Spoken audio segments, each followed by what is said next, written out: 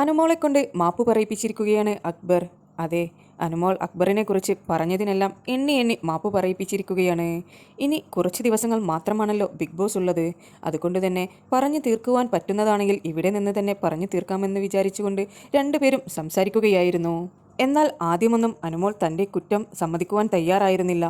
അക്ബർ സംസാരിച്ച് അനുമോളുടെ ഓരോ കുറ്റങ്ങൾ കാണിച്ചു കൊടുത്തു. അനുമോൾ അതിന് മാപ്പ് പറയേണ്ടി വന്നു. അക്ബർ അനുമോളോട് പറഞ്ഞു, നീ ഇതുവരെ എന്നെക്കുറിച്ച് പറഞ്ഞതെല്ലാം ഞാൻ ക്ഷമിക്കാം. പക്ഷേ നീ ഒരു കാര്യം മാത്രം പറഞ്ഞത് എനിക്ക് ഒട്ടും എൻ്റെ മനസ്സിൽ നിന്ന് പോകുന്നില്ല. ഞാൻ കുളിക്കാറില്ല, പല്ല് തേക്കാറില്ല, ഒട്ടും വൃത്തിയില്ല. ഇതൊന്നും പോരാഞ്ഞിട്ട് എന്നെ നന്നായി ബോഡി ഷെയിം കൂടി ചെയ്യുന്ന ഒരു വ്യക്തിയാണ്. അതെല്ലാം ഞാൻ നിന്നോട് ക്ഷമിക്കാം.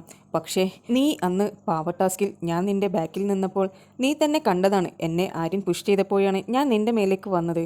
അന്ന് നീ ഒരു പരാമർശം നടത്തിയിട്ടുണ്ടായിരുന്നു. ബസ്സിൽ യാത്ര ചെയ്യുന്ന ചില ഞരമ്പ് രോഗികളുമായി നീ എന്നെ ഉപമിച്ചിട്ടുണ്ടായിരുന്നു. അത് എൻ്റെ മനസ്സിനെ നന്നായി തന്നെ വേദനിപ്പിച്ചിട്ടുണ്ട്.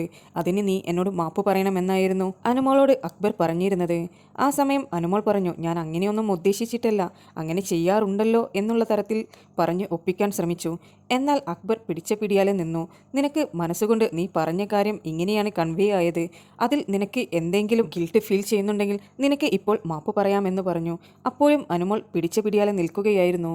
ഒന്ന് രണ്ട് തവണ പറഞ്ഞു മനസ്സിലാക്കി കൊടുത്തപ്പോൾ അനുമോൾ മാപ്പ് പറഞ്ഞു. നീ എന്നോട് പലതവണ പറഞ്ഞിട്ടുണ്ട് എനിക്ക് വൃത്തിയില്ല, പോയി ഒന്ന് കുളിക്കുകയെന്ന്. നിനക്ക് തന്നെ അറിയാം ഞാനിവിടെ എപ്പോഴും കുളിക്കുന്ന വ്യക്തിയാണ്. ഒരു ദിവസം പോലും ഞാൻ കുളിക്കാതെ നിന്നിട്ടില്ല. അത് നന്നായി അറിയുന്ന വ്യക്തിയാണ് നീ. പിന്നെ നീ എന്തിനാണ് അങ്ങനെയൊക്കെ പറയുന്നത് എന്ന് ചോദിച്ചപ്പോൾ അതെല്ലാം ആ സമയത്തെ ദേഷ്യം കൊണ്ട് പറയുന്നതാണെന്ന് അനുമോൾ പറഞ്ഞു. എന്തായാലും രണ്ടുപേരും സംസാരിച്ച് ഒരു ധാരണയിലെത്തി അവിടെ നിന്ന് എണീറ്റ് പോവുകയായിരുന്നു. ഈ വീക്കിൽ എലിമിനേഷൻ ഉള്ളതുകൊണ്ട് തന്നെ ആരാണ് ഇവിടെ നിന്ന് പോകുക എന്നുള്ളത് അറിയില്ല. അക്ബറോ അനുമോളോ എന്നുള്ളത് വ്യക്തമല്ലാത്തത് കൊണ്ട് തന്നെ പറഞ്ഞു തീർക്കുവാനുള്ളത് ഇവിടെ വെച്ച് തന്നെ പറഞ്ഞു തീർക്കാമെന്ന് അവർ കരുതി. അക്ബറിന് അനുമോളോട് ഈ കാര്യത്തിൽ വളരെയധികം ദേഷ്യമുണ്ടായിരുന്നു. അതുകൊണ്ടാണ് അനുമോൾക്കെതിരെ അക്ബർ ഒരു വലിയൊരു റാപ്പ് സോങ് തന്നെ പ്രിപ്പയർ ചെയ്തത്. ഇവരുമായുള്ള സംസാരം കഴിഞ്ഞതിന് ശേഷം നെവിനോട് അക്ബർ പറഞ്ഞു, കഷ്ടപ്പെട്ട് ഞാൻ ഉണ്ടാക്കിയ പാട്ട് ഇനിയിപ്പോൾ അനുമോളുടെ മുഖത്ത് നോക്കി പാടാൻ പറ്റില്ലല്ലോ. ഇനി ഞാൻ എന്താണ് ചെയ്യുക? അവളാണെങ്കിൽ മാപ്പും പറഞ്ഞല്ലോ.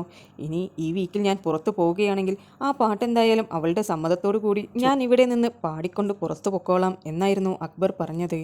ഈ വീക്കിൽ ആരാണ് എലിമിനേറ്റായി പോകുക എന്നുള്ളത് നമുക്ക് കുറച്ച് സമയത്തിനുള്ളിൽ അറിയാൻ കഴിയും. നിങ്ങൾക്ക് ബിബിയുടെ പുതിയ അപ്ഡേറ്റ്സ് അറിയുവാൻ താല്പര്യമുണ്ടെങ്കിൽ എൻ്റെ ചാനൽ സബ്സ്ക്രൈബ് ചെയ്ത് സപ്പോർട്ട് ചെയ്യുക.